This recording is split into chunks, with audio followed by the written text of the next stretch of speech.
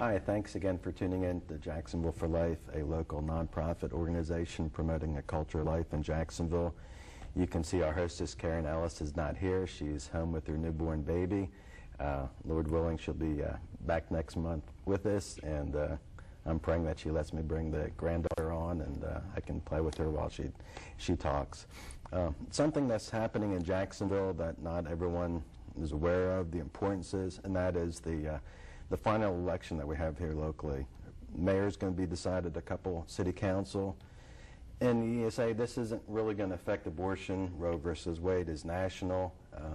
That's true. However, what we do locally is what we're all about here locally. The mayor makes a lot of decisions. The city council passes the budget. Not only is that important, but those people that we elect now, Daniel Davis is now in Tallahassee. The person that he replaced is now our lieutenant governor. We don't know where those people are going to end up, but we know where they started. So I think it's very important that we elect pro-life people. Now, obviously, we can't say who you should vote for. However, it wouldn't take too long to see these candidates that are on the ballot, who's endorsing them. Is it, pro-abortion Bill Clinton, or is it pro-life Steve Wise? Again, it wouldn't take too long to find that out. It just takes a couple minutes to vote. And while we've finished with that public services announcement, we'd like to introduce Judith Newberg with In Ministries. Judith, thanks for being on. Thank you for having me. Tell us a little bit about the In Ministries. The In Ministry is a home sanctuary for pregnant girls and women with small children. And we're 24 years in the workings. I was going to say in the makings, but I guess it is an unfolding kind of ministry.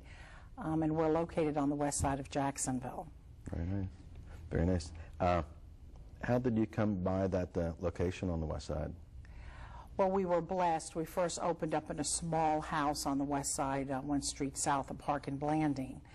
And it was a 2-bedroom house with 1 bathroom, not an eating kitchen. It worked for about 15 years initially, and we were praying and asking God to increase our borders. And I was taking my daughter back and forth to Bishop Kenny, and we had, everybody sharing rides. And I went down the street on St. John's Avenue, and there was a humongous house, and it said, house for sale. And I said, oh, wow, I'm going to go ask. And I made the phone call, and they said, we want $167,000 or $68,000. And back then, we were able to make the rent of the place we had earlier. So I said, that's too much, but it was perfect. Just everything I could see in that house we could use. And then I had, maybe like 2 weeks later, I was down that same path, taking a gentleman home from school, and with my daughter, and it said free house, must move. So I said, yes, we can afford it. Wow. So then that's how it got started, and we did have to move it, and that was the financial aspect of it, but it wasn't 165 or 68,000. So we opened up in October, Yom Kippur, 2000. So it was exciting, and we've been there ever since. Well, it sounds like answered prayer there. Amen. God's the provider.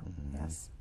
I was reading the purpose and mission statement of the ministry, and you talk about safe housing. Can you explain that?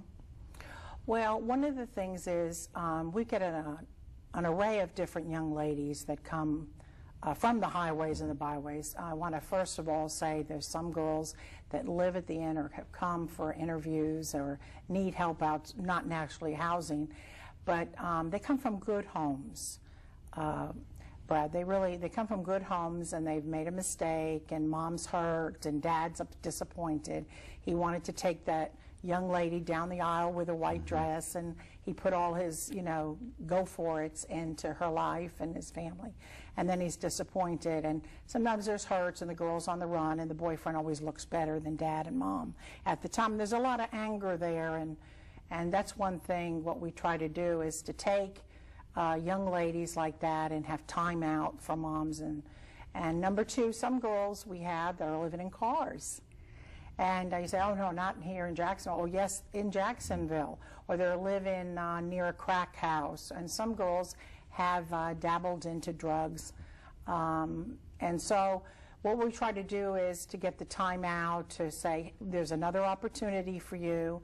You could have your baby, eat well, because a lot of these girls that are living off of, maybe they're on subsidies from the state, but they're going to like one of the convenience stores and buying crackers and sandwiches and things like that, and some of them don't take prenatal vitamins, and so then they're drinking or something like that, and then we're going to have one sick baby because you got a sick mom, so the baby is is going to suffer for what the mom is doing. So what we try to do is give her a better alternative. And if it's housing she needs, not all mothers are homeless that come to the inn, Brad, but some of them are. And some of them have an opportunity to get away from their abuser. That's another thing we discovered, that some of these girls, because they have no place to go, they'll make worse decisions, and fear. That's one thing of fear. And so that's what it is. It's a safe place, and fathers aren't, the father of the babies or the boyfriends or whatever that is, except if it's a husband situation, it's a financial crisis why she has to be there. Husbands aren't allowed to come to the inn except with staff there, and certainly if there is a safe situation where the guy is, or the gentleman is abusing, he's not allowed to come to the inn. Although once she's established there, he could visit her at church, because we are a Christian agency, and he can, if he wants to be a part of the child's life still, and he goes whatever the state would want him to do under the abuse situation, then they can visit a church or whatever like that. So that's a good thing, that she's not pushed into a corner. What about church? Is it in support groups and things as far as their spirituality? You talked about a safe physical place for the mother and the baby. What about their spirituality? Some know the Lord. Some do not. As I was reiterating earlier, that some young mothers, just recently I've asked, do you know who the Lord is? I mean, who is he to you? I'm not a Christian. I said, well, did you ever go to church? And no, my mom and my dad. Sometimes there's a dad involved. And I said, well, what about your grandma? Because that's usually where it ended. And sometimes you'll get, yeah, my grandma used to, she's the believer. So so we try to get the churches involved. If they go to church, we said, have you told your pastor the dilemma you're in? No. I said, well, why not? And they go, well, he's too busy. So I try to explain to them that that he's like a shepherd over that particular flock. I'm not for the shepherding movement, by the way. I don't want anybody to go there, but he needs to know who's in his church. And sometimes maybe it's the associate pastor that you need to make an appointment with. I mean, certainly you're sitting in that church with your boyfriend and you're living with him, and you're pregnant, or you're not living with him and you've done things, he needs to know where your need is. And we work with the pastors. There's some lovely ones that have, come to us and ask us to help them. And I think that's where the connection is, because we're trying to bridge the gap. So many times the pastors have no idea, or if they do, they don't see beyond the face in the pew. And so that's a great need. And we do have some counselors that come out that have gone through the Jacksonville Theological Institute, and different groups like that come out and minister the Word of God to them. That's one of our volunteer groups. And it's awesome to see that, because you have racial kind of backgrounds, and they give to us things that maybe we can't be able to give to the young lady. So we're excited about that. That is good. What about education? I know it's even more so now, as far as getting a high school, a GED or diploma. How is that instilled in the young mothers? We asked the young ladies, what is their high school or whatever they finished, and we get girls from 8th grade or 11th grade, almost ready to graduate. Some girls have already gotten their GED, and that's exciting. We always praise them for it, that you've gone that extra mile. But we actually are right next to Florida State College, and that's in the Riverside area. I could walk to it, and so that's an opening there that they can complete their high school diploma right there. Plus, we have a volunteer that comes out with math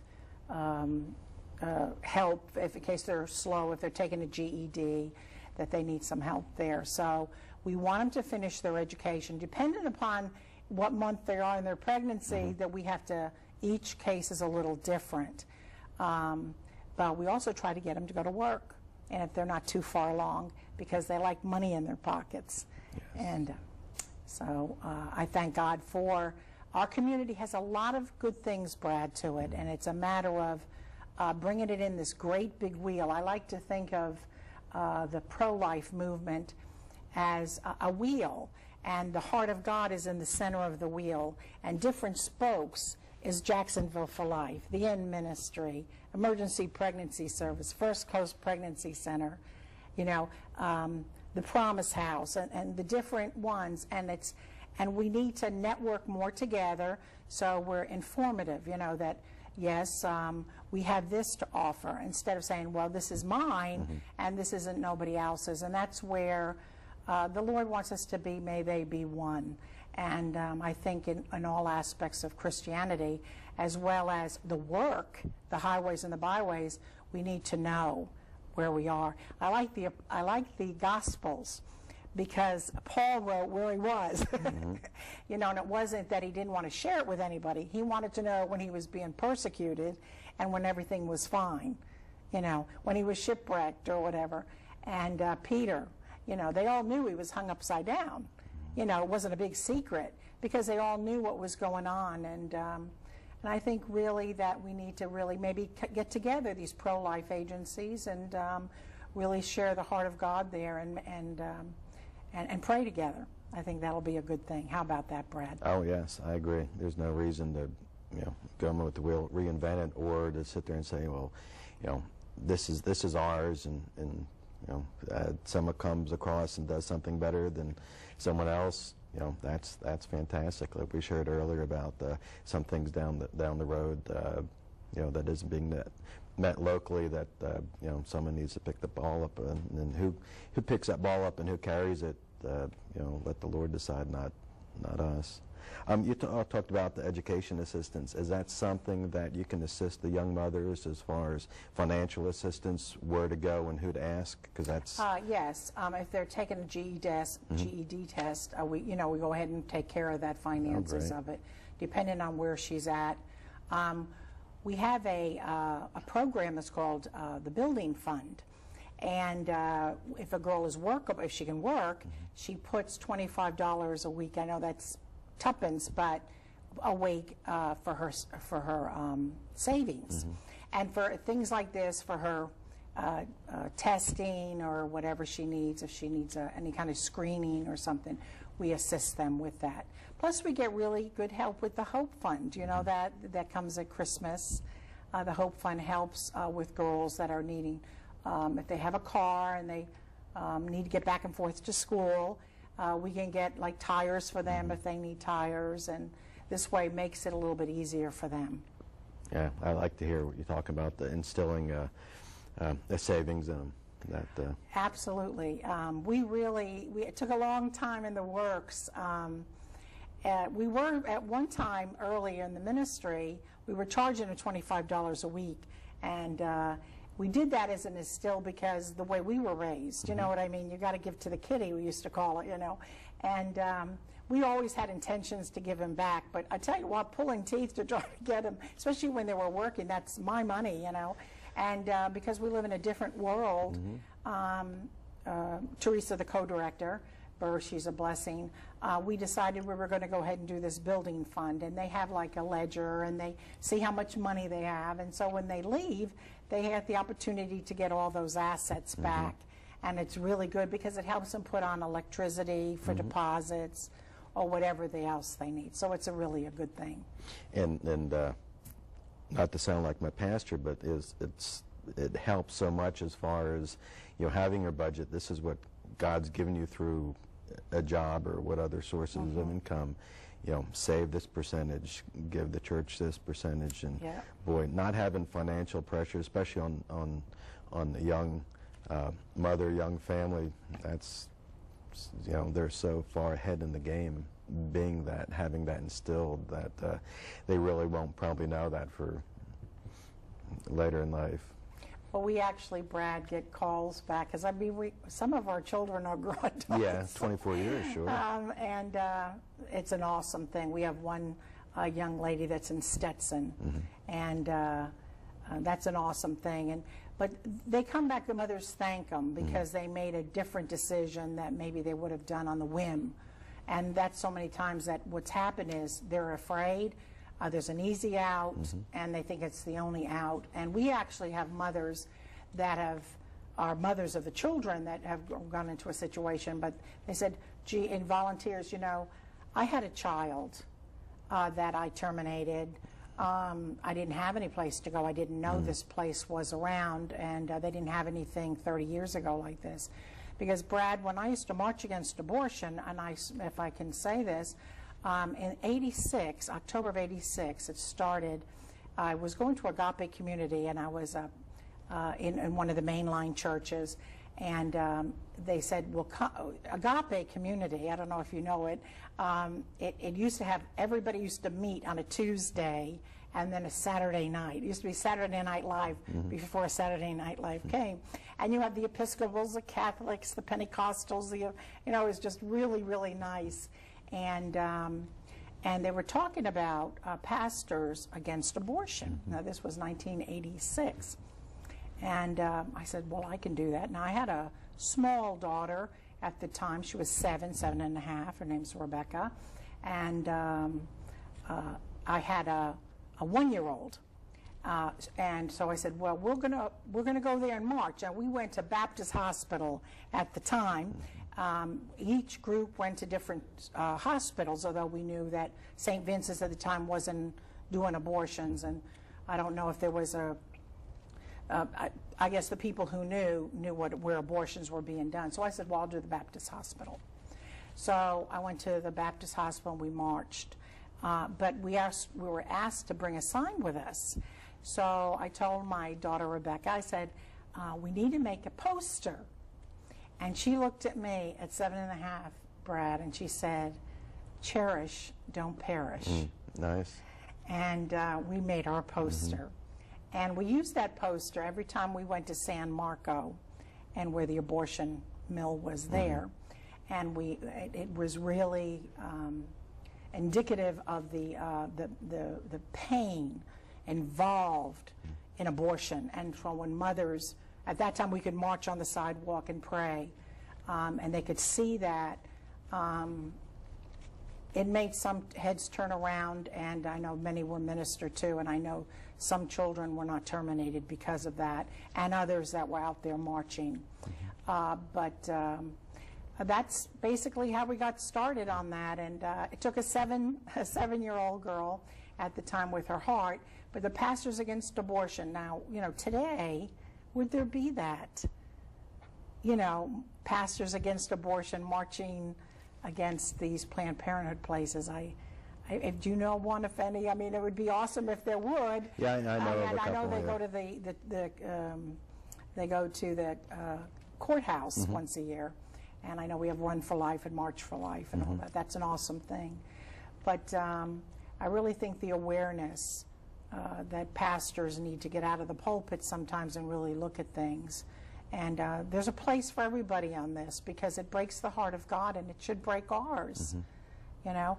And if you cannot house a girl in your home, you know, people out there, well, you know, I'm against abortion, but what can I do? Well, seek out what's out there and bring diapers to those places, or bring a food card to one of those places to be the voice that maybe is not unheard. Maybe you're not going to be on a podium yourself, but you could at least help in that community for life and do volunteer work. Yeah, just like any volunteer organization, if you have time, people can volunteer time. If you don't have time but you can volunteer something financially, do that. Now, since you guys are a nonprofit, how would that benefit the people who were donating financially? Well, in 2011 right now, they could take it off their taxes. I don't know what's going to happen later, but that's probably not the real reason why they do it. Sure. But we don't have any government funding. We're all by the love of God, and like many other agencies, we have pennies from heaven, and people bring in their bottles full of pennies, and that's an awesome thing. And churches collect. On Mother's Day, we get a blessing from one of the local churches, King of Kings, that really do the penny drive. And funding is so important, but every cent counts.